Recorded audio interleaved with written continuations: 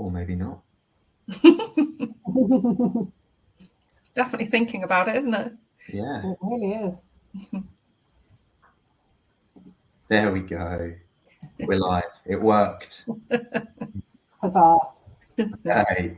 Hi, everyone. I assume everybody can hear us. That was a long interlude while it was trying to load up. So if you can jump into the chat and say, yes, we can hear you, that would put me at ease.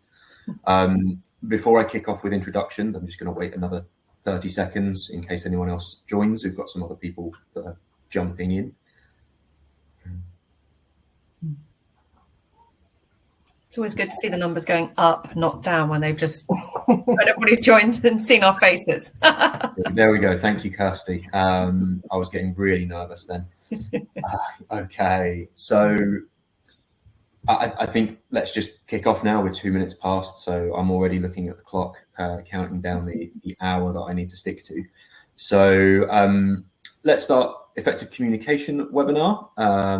Obviously, Claire and Becky, I will let you introduce yourselves effectively. Start with Claire because you're next to me on the screen. Hey folks, thanks David. I'm Claire. I'm a leadership consultant, which is a very jazzy way of saying that I work with leadership teams on how they show up as a collective. I also run leadership training for leaders at all different levels using the narrative of Ted Lasso to bring to life storytelling of moments that we deal with day to day, also with a bit of humour, because if we can't laugh about it, we'll all cry.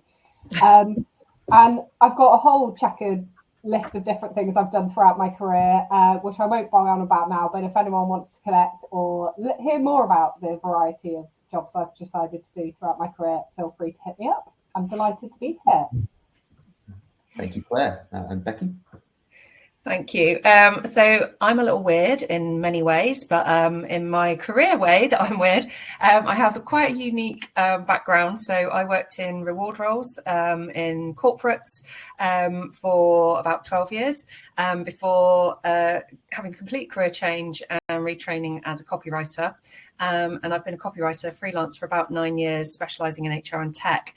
But about 5 years ago, I suddenly thought, God, I really wish when I'd worked in reward roles that I knew what I know now about how to communicate, how to write really well, how to engage an audience. So I put together my 2 lots of experience and I specialise in employee reward communications. So helping businesses make complex topics clear, align their reward package and their comms with their company strategy and drive performance.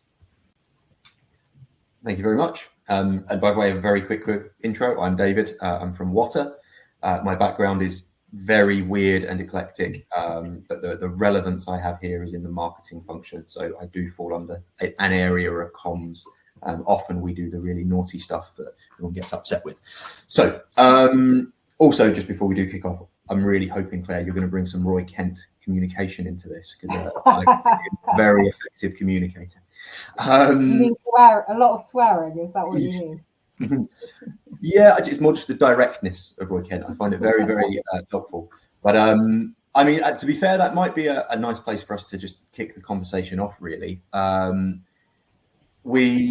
Actually, for everybody else listening, please put your details of who you are in the chat. It'll be great to connect with you guys, put your LinkedIn connections so we can all connect with each other and continue the conversation.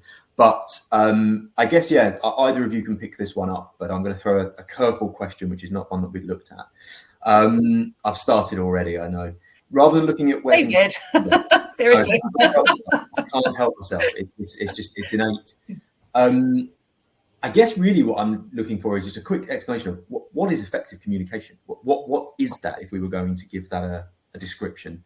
And I suppose we can link it to the first question of let's contrast it. What's bad communication? So let's try and get a little picture for what effective communication is. Oh, for me, it's about getting people to feel something. Sorry, Claire. It's about getting people to feel something, whether that's feeling confident, feeling clear, whether it's feeling engaged or motivated or inspired. I think for me, that's really the end goal for communication. Yeah. Cool. Yeah, I really like that. I think feeling something's super important. But the other big thing for me is clarity. You know, we talk about this all the time. Where is the most kind of lost energy, time, motivation, passion is normally through misalignment and running in different directions. So a lot for me is around communication is clarity. I love how you said, just give us a quick snippet of what good communication is, because it's probably the reason we need at least an hour to talk about this, is it's actually really complicated. But I think often where things go really wrong and the bad is we confuse broadcasting with communicating. We will just broadcast something at the top level that's happening, even if we talk about the why. But what that doesn't do is consider all the layers that needs to happen in the communication. And a big part of that for me is we all consume information differently. Some people will like that really high level broadcast. Other people will want really detailed, specific information about their role. People like me will want a picture. I was like, if you draw a pretty picture of it for me, I'm all good. But what you can't do is with one communication hit that for everybody. We just talked there about feelings. People are going to hit those feelings at different points at different stages of the communication. So I think that assuming one-time communication as a broadcast is good communication is really cool. It's got to be a two-way thing, and it's got to have multiple levels, and it's got to be repeated. I'm going to say one more thing and then I'll shut up. And that's, for 2 minutes, I'll shut up. But and that's, I think sometimes as leaders, we've been talking about these things that we need to communicate for ages. We've been thinking about it for maybe months, if not weeks and days. And we forget when we communicate that more broadly, that's the first time that information's landing with them. And therefore, we need to kind of go back to where we were at the start of our journey of that conversation and take people on that journey, which again is why it needs to be repetitive at different levels and different formats. Yeah, it's that taking people with you, isn't it, as opposed to just telling. And it wasn't until I worked in more sort of senior roles within HR and sat around the tables where the decision making happened that I realised, oh, well, actually, we should be taking some of this and sharing it, because this is the magic. Mm-hmm. And that's a really good point, actually. It's like, how early can you bring people in? Because it might be relevant to bring in other leaders at different stages or different people across the business to get their feedback, get their input, bring them on that journey, because they are then going to have to communicate it to their teams and so on. Mm. And that depends on the culture, doesn't it, I think, as well. So I did a stint in a, I think I can say the name, it was Newcastle Building Society. Went back, got lured back in to do a bit of reward work for them, put their strategy in. And they were really keen on bringing employees in very early into the discussion, which was quite new for me. I'd not really brought people in sort of through employee engagement groups or different sort of interest groups so early in a piece of work. But it's actually really valuable, because I thought I knew what we needed and what we wanted, and more for me, of course, I couldn't guess what everybody needs and wants. So bringing people in very early was actually really, really helpful. Yeah.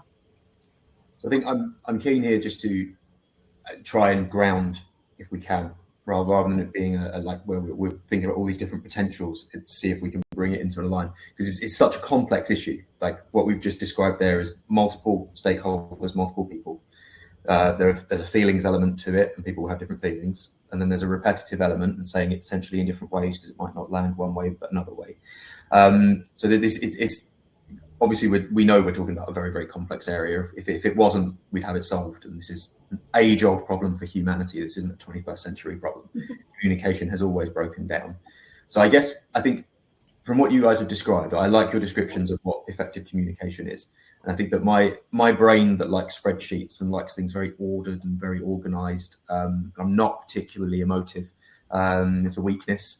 But I think in my mind, effective communication is about the transfer of information.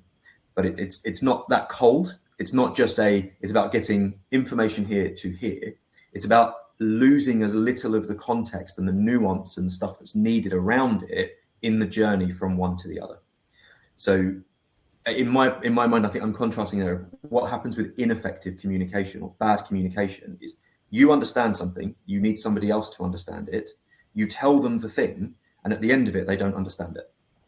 And it's absolute crux. That's bad communication. It's when the intended outcome hasn't been achieved. The information that needed to get from A to B hasn't arrived at B in the right format. So I think that was me trying to just conceptualize it into a really simple, like that's what bad looks like. So from there, I think it's then worth saying, okay, why does it break down? Why does something not get from A to B? What are these barriers? So let's maybe look at that and maybe give some examples here, because I think that this could be something that people that are listening in could also put into the chat if they've got examples of this. We will all have experienced bad communication. It would be great if you can share stories where you've communicated poorly and learned from it. But I think most of us will naturally find the people that have communicated poorly with us. I know that's where my brain instantly goes. I can think of 5 or 6 in the last 2 months. So why does ineffective communication happen? Why does communication break down? What is this thing in the middle that causes what should be a very simple piece of information, like this is what we're going to do next week? Why does that break down?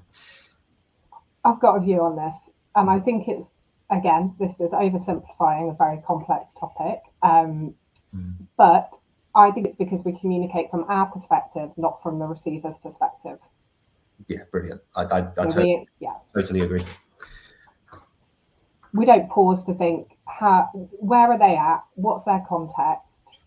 How is what I'm doing shifting that for them? Being able to communicate the why something's happened. People want to know what the impact is for them as an individual, and they want to be able to communicate what the impact is for what they're already doing. For example, why is this differing or aligning with something we've communicated previously? So that context you were talking about earlier. But if you go in it with your own context of, like we said earlier, a leader who's maybe been thinking about this for months versus someone who's hearing about it cold, someone who might be really in the detail on something right now, that this is going to shift. But just being able to pause and try and put yourself in the position of the people receiving that information will help you break down how you communicate it. But I also think that, as we've touched on earlier, bringing people in, it's not saying you need to bring everyone in, but bringing people in who can give you feedback on what, if you can communicate something to some managers or leaders, and they might say, okay, great, but what about this? And what about this? And what about that? And have you considered this? And their questions will then help you shape that communication more broadly. Yeah, I 100% agree with everything you've said there. The thing that it makes me think of is I remember being in primary school, and you had to sit with your back next to somebody, and you were both given a piece of paper. And on one of them, you had a drawing, and you had to describe it for the other person to draw the same thing. And it was really simple things like a house. But obviously, you couldn't say it was a house. You had to describe what was happening. And I did that in a primary school, and it was awful. I've seen that done with adults, and it's truly awful, the difference that you get out the other side of it. And yeah, I think you're right. It's that the problem in that example, in that game, is context. It's you're looking at something and you're thinking about it when you can see it and describing it, as opposed to the person who's looking at a blank page and has zero context in what you're looking at.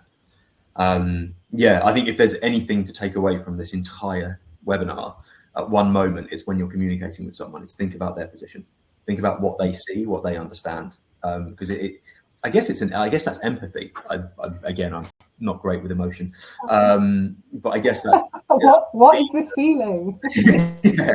yeah. But I guess it would be an example of empathy playing out in a very practical way, is actually putting yourself in that person's shoes to think about what they're considering, how they view things, how they're going to feel about the outcome. So yeah, brilliant. Sorry, go on, Becky. A very specific example of this, and it's something that I often say to clients, is if you are writing employee reward comms and you're talking about your benefits, think about some of those benefits. You've got things like life assurance and life cover. You've got income protection, critical illness cover, private medical insurance, anything where people are at a crisis point in their life or could be at a crisis point in their life. I've seen firsthand recently with a family member who was extremely ill, really struggling with mental health, and they had to then take the full guide for private medical insurance and try and figure out what to do. Luckily, they've got me on their team and I'm reward, so I could just flick through it and say, yeah, it's fine, this is what you've got, this is what you need to do. But we should be thinking about what sort of state are people in when they're accessing these communications, and how can we help them? Yeah, what do they need to know, and what's the best way to communicate that for this person in this situation? Yeah. And when you're doing that, I'm digging into a bit of what you actually do in that sort of scenario. Is how do you frame that? I mean, from a marketing perspective, we kind of do something similar with our messaging. We identify an ICP, an ideal customer profile, and you you target your communications around the things that will resonate, that will work there. But it works on that isn't done on an individual level for us. That's done at a sort of a smallest segment that you can get away with. But how would you do that in an organisation with 10 people or an organisation of 50 people? Give some practicals of your workings. Well, I would do the same. So I've stolen an idea from marketing, which is to do the customer personas, but to make employee personas. And typically, I mean, I'm coming at this from a reward perspective because I always do, that's my niche.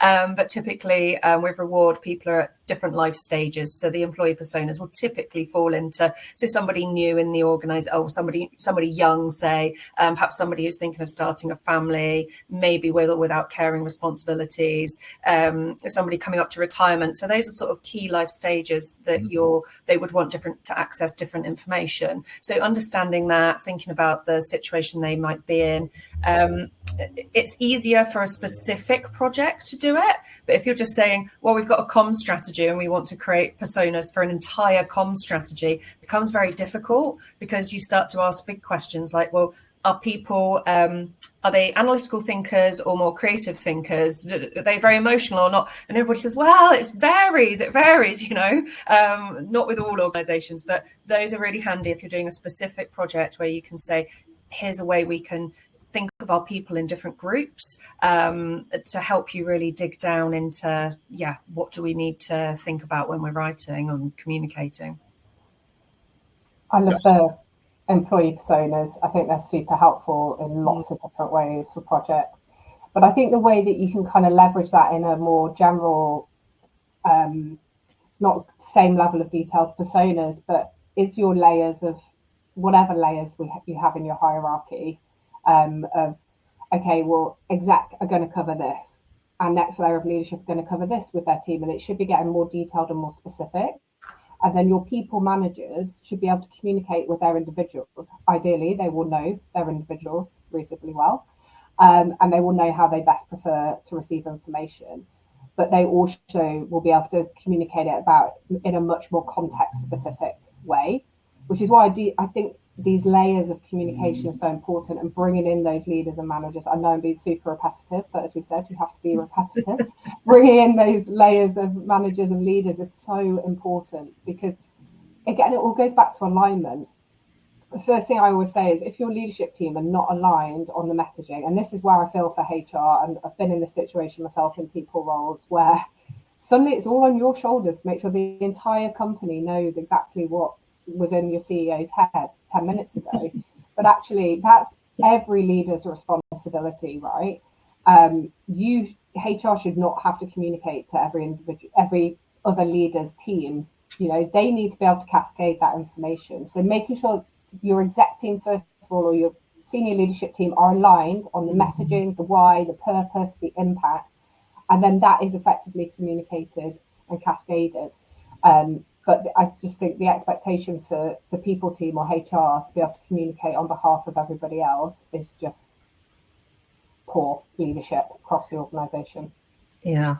That's a nice segue into what the next question is, which is why does it happen so regularly that particularly leadership teams think they've communicated effectively, but all they've managed to do is piss everyone off or alienate them? So why do you think that's right? Is this coming back to that issue of they've not really thought about the other person's shoes, or is it more of this alignment issue? Maybe my brain is going in 1,000 directions, but is there like an integrity issue there of like you say one thing, you do another, the message actually doesn't line up with the behaviour? Sorry, you answer the question. I'm answering it, and it's not my job to answer. For me, a lot of this comes down to time and resource, because I know when I've had to have difficult conversations, sometimes if I've just gone in off the hoof and tried to have them, it hasn't worked well. You know, you need to sit down and think, actually, what do I want to get from this? Like, what do I want to get from it? What does the organisation need to get from it? What do our people need to get from it? So it's really sort of taking the time to sit and think it through. And then, like Claire said, there's that piece, that why, the purpose. What's that sort of messaging or narrative that we want to put out there? So people can then use that in the right way for the individual, but everybody stays on point. You're all sort of pointing in the same direction, pulling together really. And another one for me, because I'm a language nerd, the language that we use, like, oh man, you get into an organisation, acronyms, HR, ICU, Latin, in lieu of. I mean, what does that mean? I mean, we know what it means, but like most people don't. So I think sometimes actually, how would you just say this in just a normal way? Let's make the language really accessible. Let's make sure that everybody actually, once we do make the effort to communicate, that actually people have got the best chance of understanding it. No, it's great. Team low context environments. Low context environments. Say it again. Low context environments. The first point you made makes me think of the Mark Twain quote of sorry for the long letter, I didn't have time to write a short one. Oh yeah. And it's the idea that actually good communication is very efficient. It's not, it doesn't use superfluous words. It doesn't try and go off and sound intelligent. It gets across what it needs to get across in as few words as possible. It's crafted rather than spewed, to use a nice imagery. Yes. Okay. No, great. I love that point as well. On that note, which I think may answer the next thing that I'm going to start rifling through now a little bit. There was a point that was going to be raised around what does communication overload look like, and how is that different to ineffective communication? Like what's the difference between an overload and an ineffective? I think Becky's kind of touched on this already, is the kind of purpose and intent of that messaging. Mm-hmm. Noise and overload for me is noise. It's when you're just sending out messages for the sake of messages. There's not really any impact or intent behind it. Good communicate, because we see this, like you'll get news bulletins, you'll get Slack messages, you'll get an email, there'll be a town hall or whatever. But if it's not all succinct, it doesn't all align together, and it's not got a clear intent, the message you need to land, then you're going to struggle. It's not going to have an impact for you, and people are just going to zone out. I do think there's an element as well, particularly in larger organisations. Some people will zone out. Some people will want to hear it once, but there'll also be a lot of people that need to hear it multiple times. So I think there is an element of acceptance that somebody's level of noise is going to be higher than others, and that doesn't mean you should stop communicating, because I think one thing we missed at the start around what is terrible communication. No communication is terrible communication. So don't stop doing it. So I think there's a bit of acceptance around that, but be intentful, be purposeful with the messaging, and a lot around what Becky said about what is that feeling, what is it that people need to do with that information. Is there an expectation of what needs to happen after that communication has happened? And again, I'm very conscious we're talking about one-way communication quite a lot here.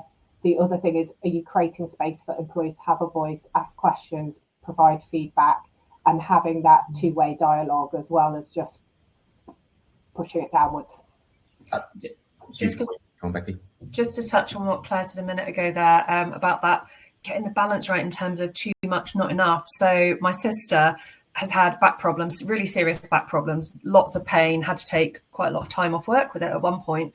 And I said she said, oh no, can't get into the GP and blah, blah, blah. I said, have you not got private medical insurance through work? She's like, oh yeah. I was like, you probably got a private GP as part of that as well. She was like, oh, what's that? I said, do you not get communications about this stuff? Because it's a big organisation she works for.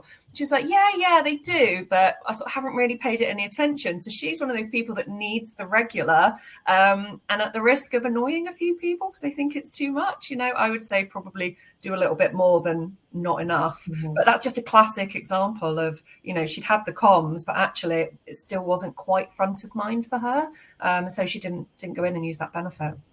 Do you know what you just touched? Yes, Becky, this is it. It's that you touched on this with the moment in time as well, because for things like that, it was not relevant to her. It wasn't interesting to her in that moment. And then suddenly her life situation has changed. And that is actually really key communication. And you never know when that shift's going to happen for people. So, yeah. That's where we really rely on line managers, as you said, Claire, knowing their people. So I quite often do benefit guides that are also for managers, because then they can signpost. So the first person somebody tells when they're not well or they have an issue in their life is their line manager. So the line manager needs to be equipped to signpost people to the right information or whatever they need in that scenario. So yeah, it's a convergence of the different types of communication coming together and then being used most effectively. Yep, brilliant. all 100% true. I'd be remiss on feedback being two-way and having a space to listen without then saying, look at Wotter, but I've done that now, so we can move on. I'd get in trouble. He said in his t-shirt with his if I didn't do it at that point, I'd be in a lot of trouble. So I'm keen. We've talked a lot here. I like putting things into nice boxes. I've said this. I like spreadsheets. So in my mind at the moment, what we've discussed, just to try and put some boxes on that to think about, we've got the idea of, we didn't talk about this originally, but alignment. When we talk about what is effective communication, I'd said the thing about information getting from one place to another and being understood in both places fully. But actually, the alignment works really nice with that too. It's not just about information transfer. It's about people being oriented in the same direction at the same time. So that's what effective communication looks like as an output, is one person knew something, at the end of it, two people know it and agree. From there on, we start to look at the functional side of that. We've had a bit of discussion around what that needs to look like. And there's the element of two-way communication. So not just sending, it's not didactic. There's also an ability for people to send back. So you'll know what's working, what isn't working. And equally, you'll also know that there are gaps that then need new communications to fill. So I think that's an essential thing for there. There has to be the ability to have communication in two directions, not just one. You can jump in here as well. Please jump in. I'm trying to box them and I haven't written them down. It's really stupid of me. Yeah, we talked about layering communication, that not everyone has the same communication style. I'm going to anecdote here because I used to have a business partner and we got on really well when times were good, but when times were bad and really stressful, we argued like crazy. We did a little personality test, profiling test called Spotlight. And we went into it and it was like, okay, when you're under stress, how do you respond? What's your natural go-to? And they had 4 areas.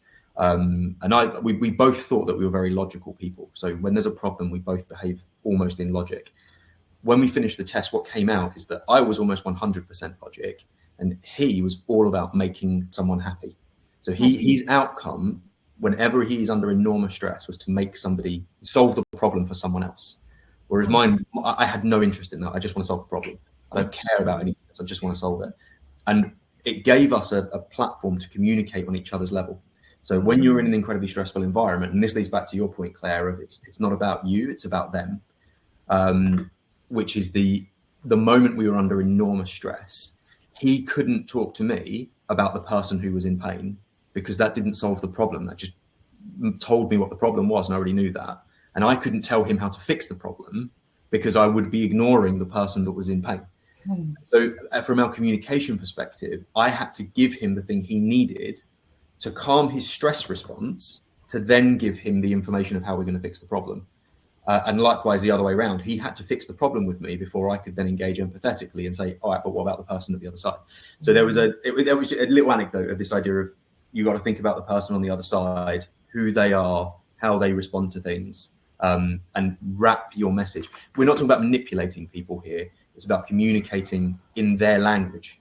Yeah, it's the knowing your people thing, isn't it? That HR, sort of strives to do all the time, and managers should be doing as well. So yeah, just businesses in general, just the better they know their people, the better you can do by them.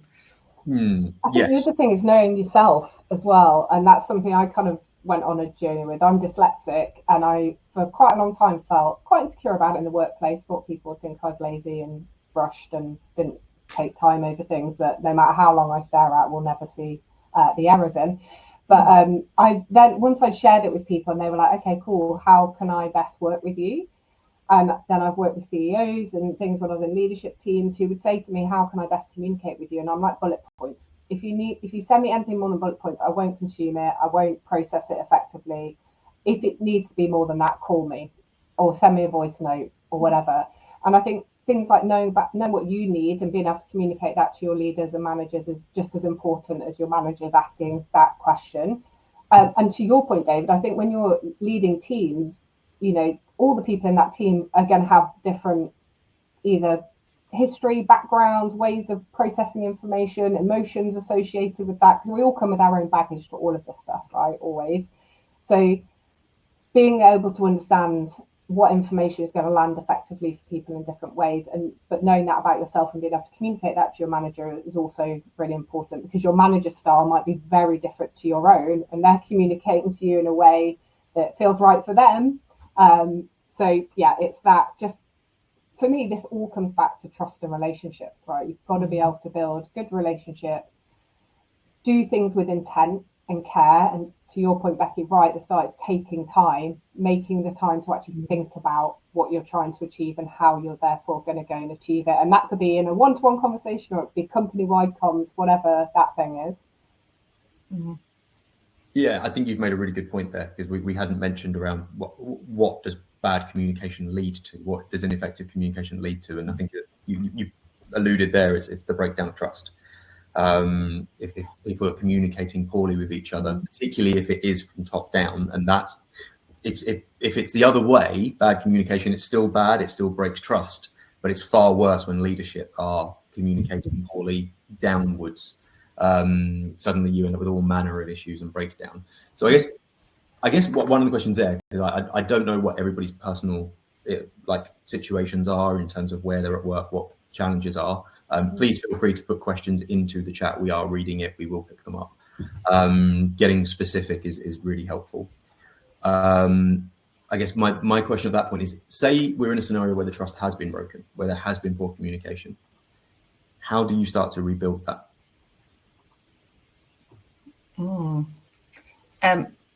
For me, it is the coming back to the audience, understanding where they're at. And that might have shifted since you last really sat down and thought about this. And then I think honesty is really key. So I think if there's been a difficult time, say so. So I did some change comms for a big global organisation, making some quite significant change to the business. And I looked up one of the first things that we put on the CEO slides, and it basically said, the world has changed. We're no longer keeping pace and our performance has dipped. And that's really honest. That's that this is where we're at. And that really creates that sort of sense of shared understanding, that urgency. People know this is serious, and it helps to light a fire under people in that instance. But then you need to start to look forward. You need to shine a light, make it a bit more positive. So it's really following on with that sort of inspiring people. What are we going to do next? Giving people an assurance that actually there's a plan. We want to listen to you. And then we're going to take that information and move forward together with this. So you're sort of going from the dark to the light. But yeah, I thought that was a good example. Just that real honesty, and then using the comms not to manipulate or sort of make things sort of, not to spin things, I suppose. But I mean, you sort of do have to do a little tiny bit of that with comms in a difficult situation, I would say, but not to the point where this is not trustworthy. I mean, whatever you're saying, you have to believe it and you have to stick by it. I think that's key. Mm-hmm. Yeah, I very much agree. I would have said transparency, clarity, and consistency. So we've talked about repeating things. I think, again, that point you made, Becky, about honesty, I think vulnerability is so important. Like being able to, we've probably all worked with leaders who have and haven't done this, where they're willing to hold up their hand and say, look, we've got it wrong, and this is why we got it wrong, this is what we're going to do about it. I think that feels so much more like something you can buy into than people trying to brush it under the rug, or even worse, to like your point, Becky, do the bad marketing around it of let's twist it into something else and hope nobody notices. So that just authenticity and vulnerability for me in communication is so important, and I know they're the kind of people I want to buy into.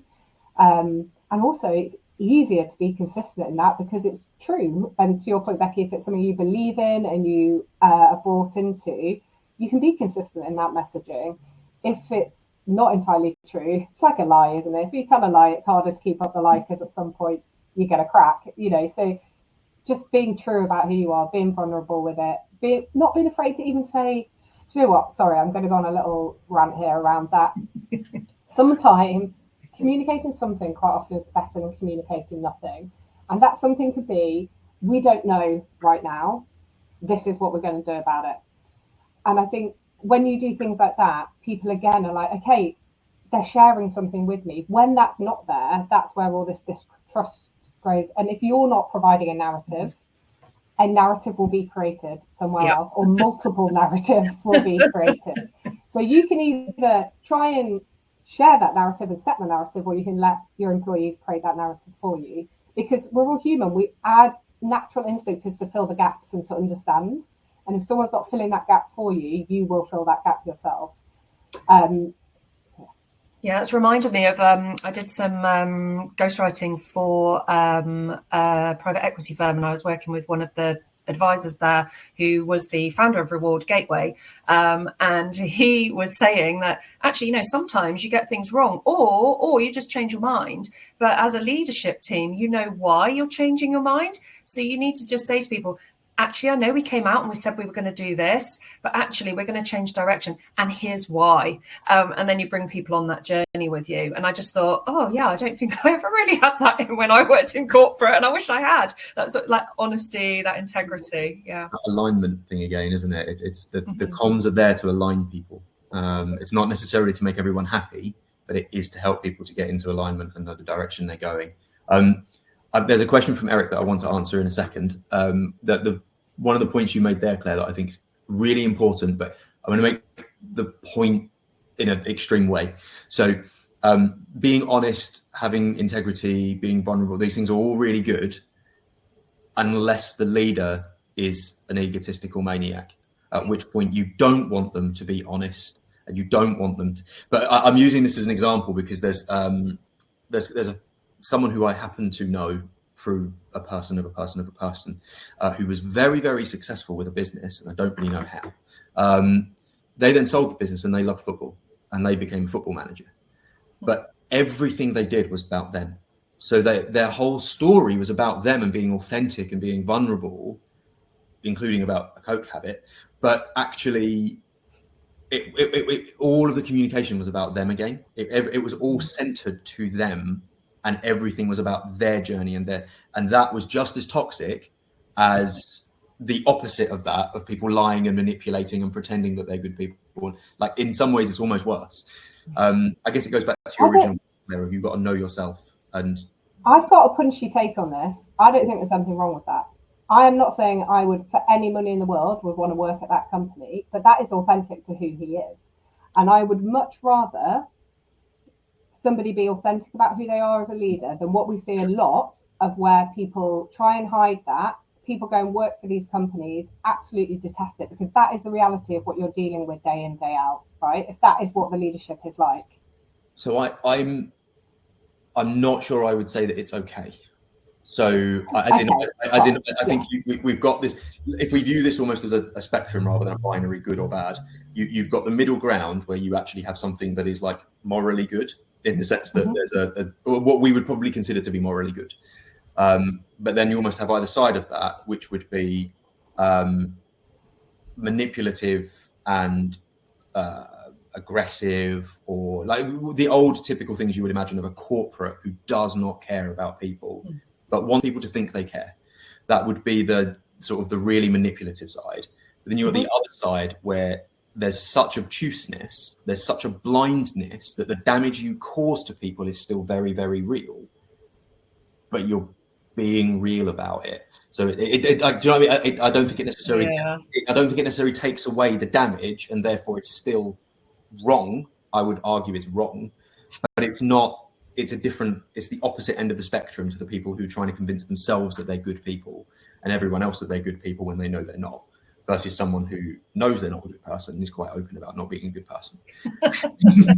But you know where you stand then, right? You know that that's not a good person. You can make a choice about whether that's someone you want to be around or not. Again, place of privilege. But I think the challenge is, and I've seen this so many times, where that then becomes HR's problem or the people team's problem to manage that individual. Yeah. So then they create a narrative that we know is the right thing because that's how you should communicate with humans. And then you've got your CEO whose behaviours fundamentally undermined everything that you've communicated.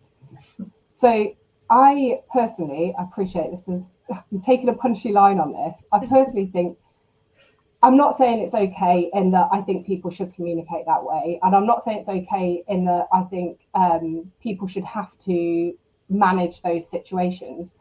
What I have learned over time and having to try and manage some people like that actually other people end up taking that load and end up actually destroyed and losing trust from their employees. So in some ways, I would rather that person be upfront and the people that want to work with someone who communicates that way, crack on. Everyone else choose to opt out. I can definitely see that point. The only thing that makes me think, because I've seen that happen, and the damage that happens to people, the thing that tends to come through is a Stockholm syndrome. So people end up in toxic environments and they believe they deserve to be there. And I think that this is a whole different side of people generally. But I often find like I totally get your point, and you're absolutely right. HR normally end up being the punch bag for the toxic person, which is absolutely reprehensible, but that is what will often happen. And you become the absolute target as if you're responsible for everything they say and do. But I think there's something wrong with people generally, that we end up in toxic situations that are really not good for us, where it's very easy to say, just walk away. But you feel that you can't, you feel you're trapped in it. And it ends up being this just horrible situation that no one can fix. We're away from communication at this point, unless there is a really effective way of communicating up what that problem is to that person that can speak through the egotisticalness and let them actually... there's definitely ways you can try, but I also think you have to accept what's actually within your control versus what's going to drive you to insanity. So. Yeah, I think we've just described probably just the most toxic environment you can have, which I'd love to chat about this more, because I agree with what you're saying as well. I think it's a really complex topic. Yeah. Well, let's move on to Eric's question, because we might be able to solve that one without ending up in some horrible place of dystopian workplaces. Eric's question was around really large companies, and we're talking about messaging that's quite unique to the individuals, or having groups that are quite small. In a really large organization, is it feasible to do that? Are there some tips and tricks on how to do that? I can throw in if you don't have immediate answers. I've stolen from the marketing playbook again here. So for me, this is about quite often sort of projects for me will start with data or employee insight into where we're at now. And then we understand where we want to get to. And then we think about creating a single narrative and some key messages that sort of sit above all of that data. So we'll have key things that come out of all of this sort of noise and data and information. That's the employee sort of input where people are at.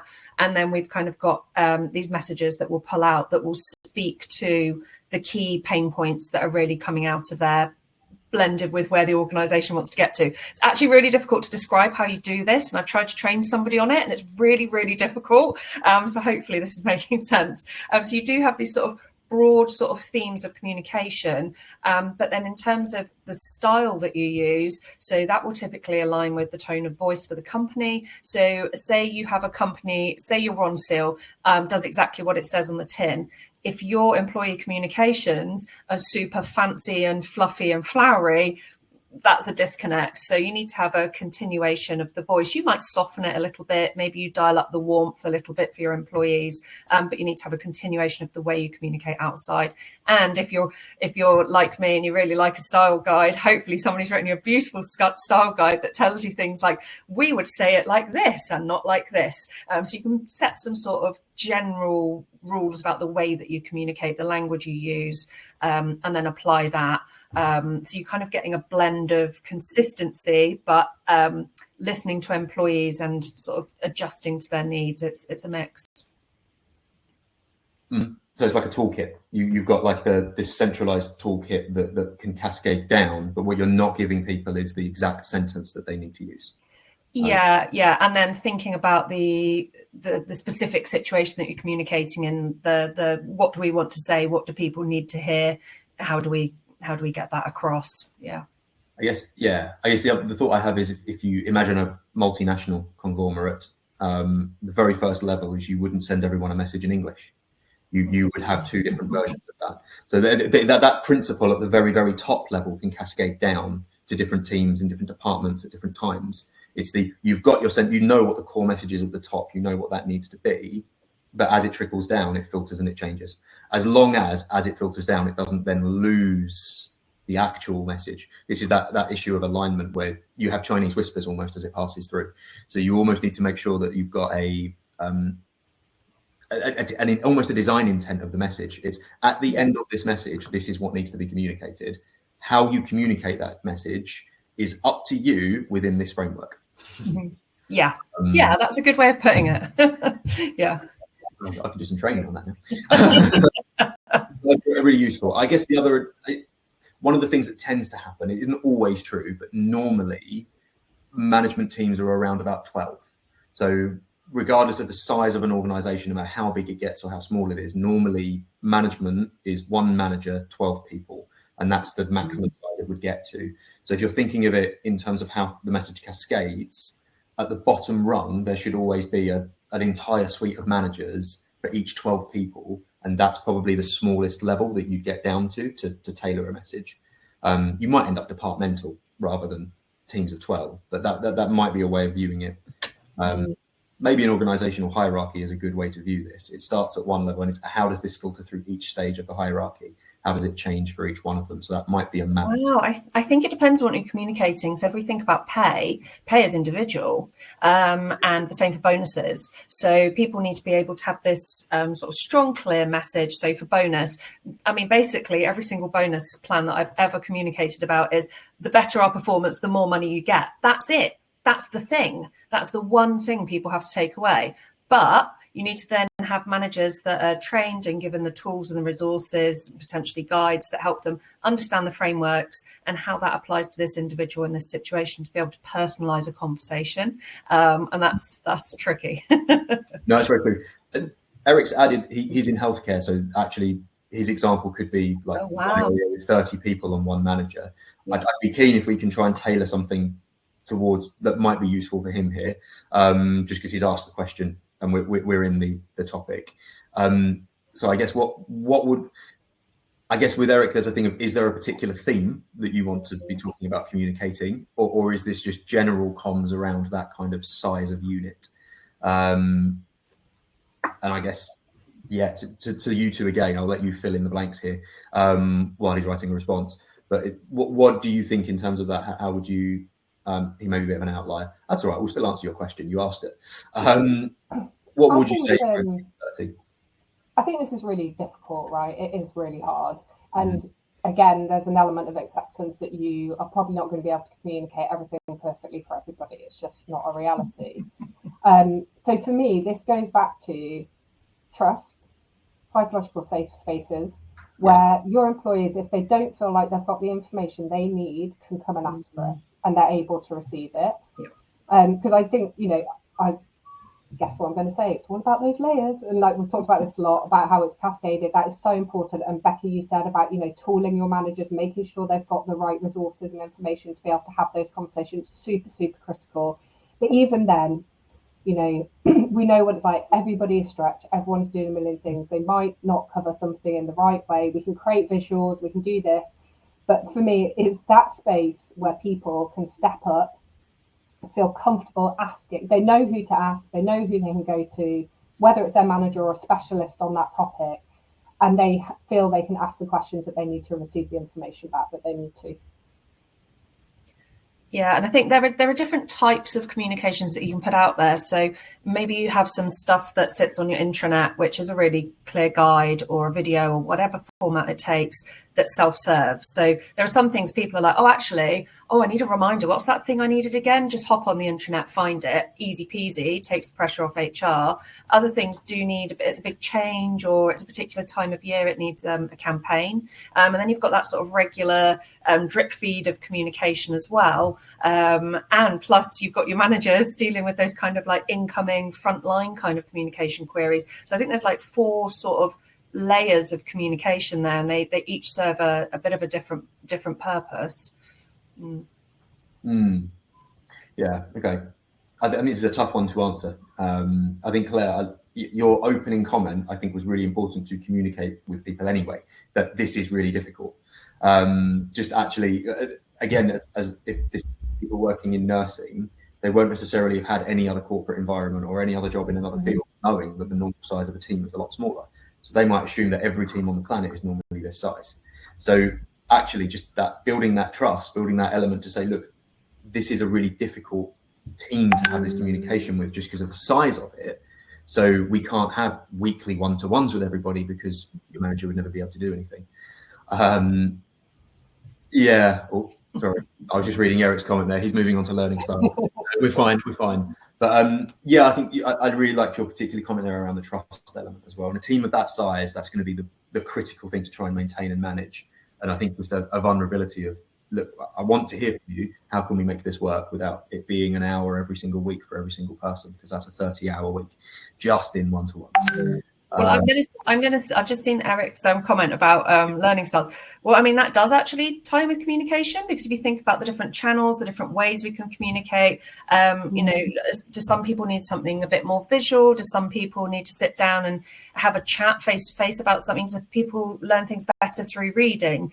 So there are different ways to communicate that will meet people's learning styles, but you also have to think about the content. So when I'm communicating something complex like a bonus scheme, if we want to get down into the nitty gritty, it needs like something written people can come back to because they won't absorb it in one go, or maybe a webinar where there's a chance for FAQs, and or follow-up session with a manager. So there's lots of different ways that you can communicate, and that ticks different learning styles, I would say. And I guess the other thought that springs to my mind on that is just the logistics of trying to manage 30 people. Yeah, it's a lot. Normally it's just a potential idea to throw out. It might not be appropriate, it may not work, but just a potential idea around like communication champions, where you would find like maybe 5-6 people within that team who become your conduits to everybody else. Because you can't physically hold 30 different people and their personalities and their learning styles and their particular nuance and their particular context. The brain just can't do it. It's too much information. So I'm wondering if there's a way to potentially outsource some of that responsibility by having some key people that sort of, it's not necessarily a role, a responsibility. It's just finding who are the leaders within that team. I'm fairly certain there will be natural leaders, natural forming of groups within that team, because it's too big to have as a team that doesn't have that happen. So I wonder if there's a way of potentially doing that, but that would be very, very specific. And at the moment, I'm just conjecture, so I don't want to go too much into it. But yeah, I would be looking at those smaller ones. If anyone else has questions, now is the time to put them in, and we will try to answer them. I'm laughing at the comments around in lieu of. What do you use it in lieu of, though? Love it. Yeah, sorry, help myself. Love a language joke.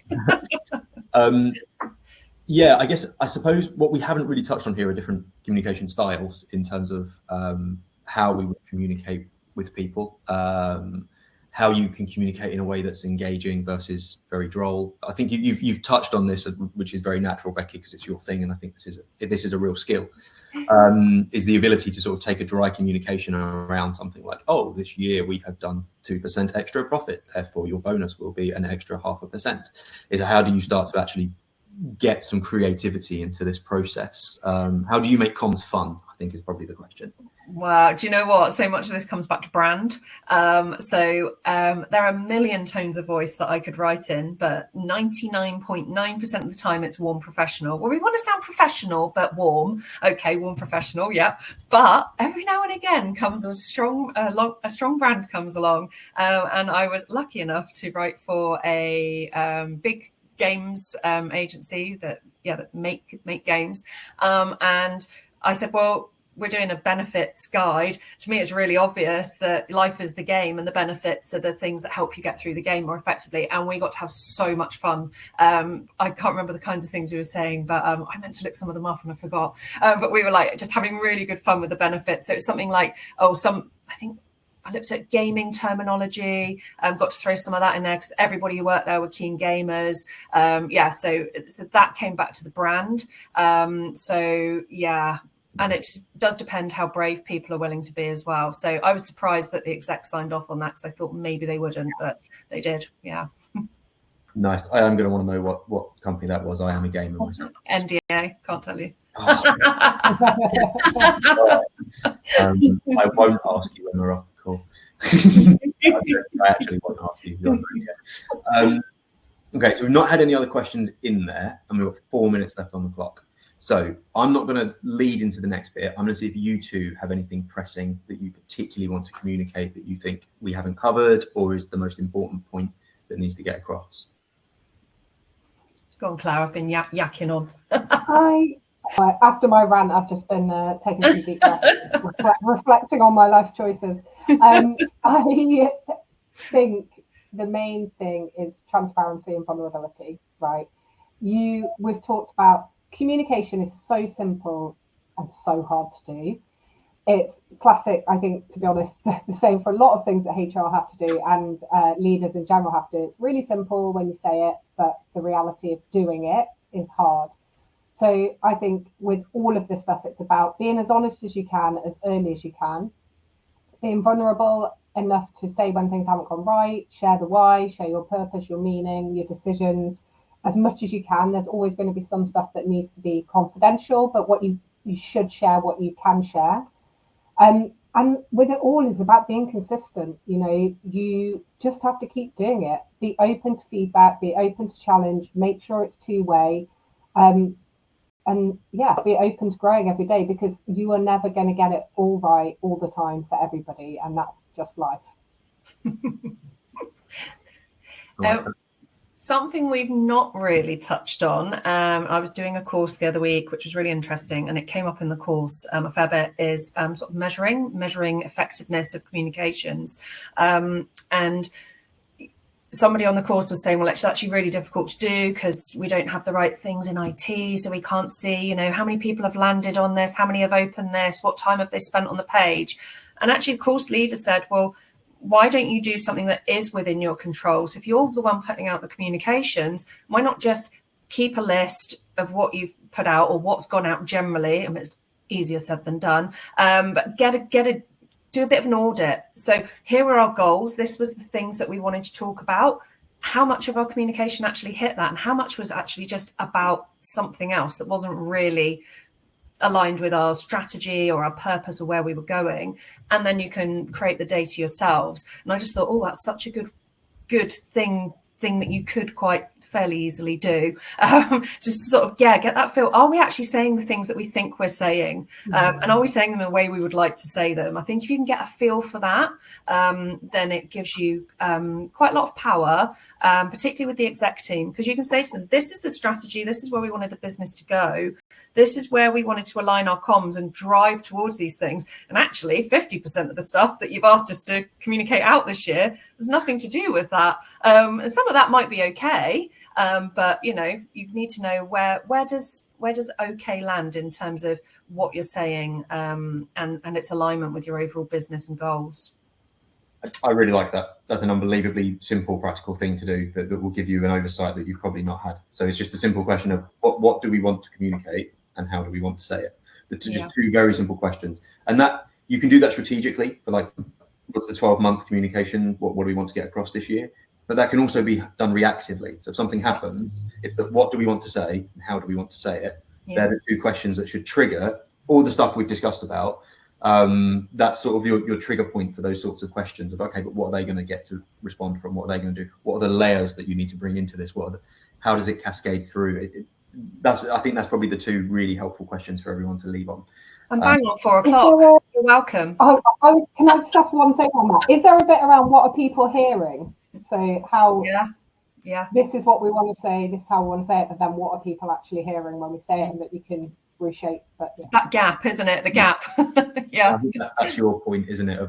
It's two-way. It isn't just this out, it is also hearing it back. And that, to be fair, I'll leave it on this as my final. One of the most powerful questions that I've ever been asked when someone has said something to me is, what did you hear me just say? And you get someone to repeat it back to you, just to make sure that what was supposed to be communicated has got across. And that might be another little question, just when you have communicated, particularly something sensitive or time sensitive or really important critical information, is what did you hear? not what did I say? What did you hear me say? Just to put that one out there. We are now 1 minute past, so thank you both for your time and amazing input. It's been insightful. I found it brilliant. I'm assuming people will start disappearing. They already have, actually. We're down to 4, so we'll call it there. Thank you both. Have a lovely rest of your week, and we'll speak again soon. Take care.